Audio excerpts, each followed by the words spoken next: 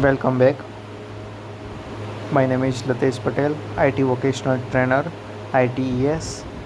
जो first lecture में हमने देखे थे IT और ITES क्या है वह सेक्टर की बात की थी, और एग्जाम्पल तौर पे हमने देखे थे कि some of the example related non IT sector में IT की क्या रिक्वायरमेंट होती, इंट्रोडक्शन टू ITES, जो ITES क्या है उसके बारे में बात की थी, राइट।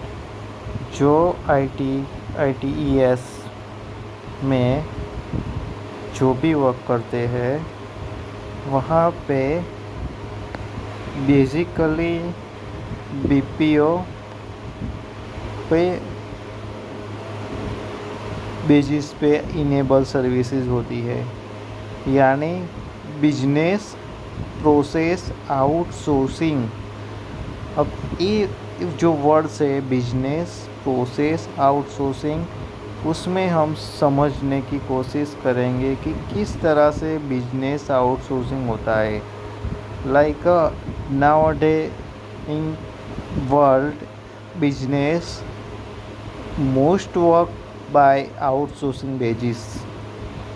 लाइक 80% बिजनेस आज जो भी डिपेंडेंट है वो दूसरे सेक्टर से है, IT सेक्टर से है, जहाँ पे मशीनरीज के लिए installation, internet, HR, monitoring, management, जो भी बिजनेस की रिक्वायरमेंट है BPO में, business process outsourcing business ITES का एक पार्ट है। इनेबल सर्विस जो कॉल सेंटर है वहाँ पे जो भी प्रोसेसिंग सिस्टम होती है, आप समझ लो कि कोई भी बिजनेस होगा, हमारी जो भी सिम है वो कनेक्टेड नेटवर्क कम्युनिकेशन से है, नेटवर्क कम्युनिकेशन टेक्नोलॉजी के साथ सर्वर सिस्टम होती है। उसके बाद वो सर्वर से डेटा आता है, वहाँ से कॉल डेटा रिसीवर के पास, सेंडर रिसीवर और मिडल के साथ कनेक्टिविटी रहती है। और जो भी दिक्कत आती है तब जो भी डेटा है उसको एक सॉफ्टवेयर के ज़रिए मोनेटाइज किया जाता है। अब BPO सेक्टर एक्चुअली एक connectivity out of non primary business activity third party providers, यानी एयरटेल कंपनी है वो खुद का BPO नहीं चला सकती। एयरटेल कंपनी, VI कंपनी, जियो कंपनी और एग्जाम्पल तौर पे वो खुद के बंदे रख के नहीं वर्क कर सकते, उसके साथ टेक्निकल और communication, network communication third party company से कॉन्ट्रैक्चर होगा। इस ईमेल से आप समझ सकते हो डेटा रिसीवर सेंडर है, और वो डेटा रिसीवर सेंडर के साथ कनेक्टिविटी होती है, यानी कि जो स्टाफ हायरिंग होती है, स्टाफ को सैलराइज किया जाता है, वो थर्ड पार्टी पेरोल से होता है। थर्ड पार्टी पेरोल, उस पर कंपनी का कोई रोल्स होता नहीं है।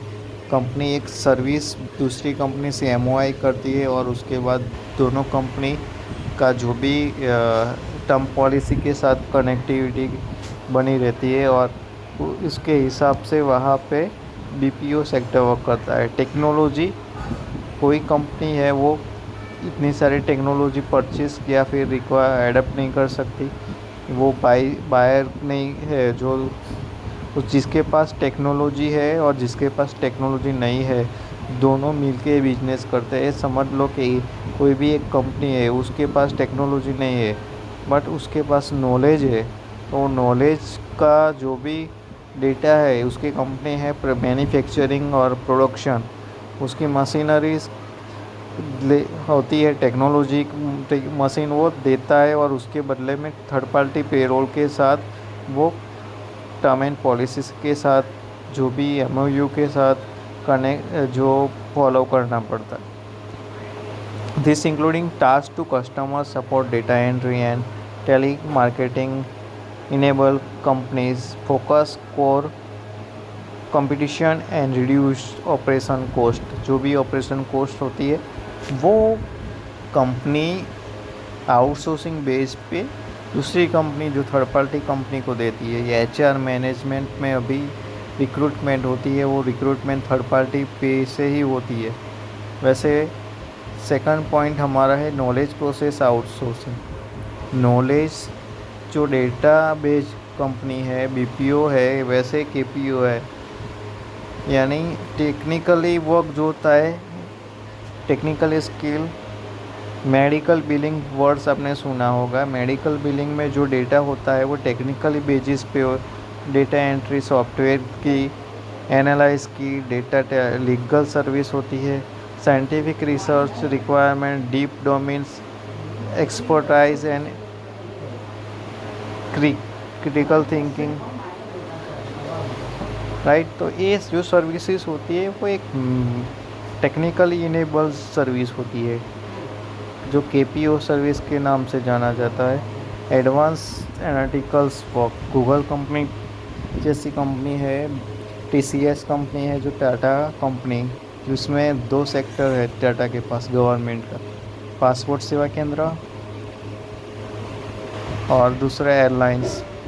जो भी पासपोर्ट सेवा में जो टेक्निकली मॉनिटरिंग सिस्टम होती है, मैनेजमेंट होता है, वो टाटा के पास है। और उसका जो भी परचेज, जो भी खर्च होता है वो टाटा करती है। और उसके बाद गवर्नमेंट का जो प्रोजेक्ट है उसको चलाने के लिए, उसको कंटिन्यू रखने के लिए, अच्छे से मैनेज करने के लिए, एम्प्लॉय हायरिंग करने के लिए जो भी सैलरी टाटा देता है पहले, और वो फंड आउटसोर्सिंग बेस से मिलता है, प्रोजेक्ट से मिलता है, और प्रॉपर गाइडलाइंस के हिसाब से वो करते हैं।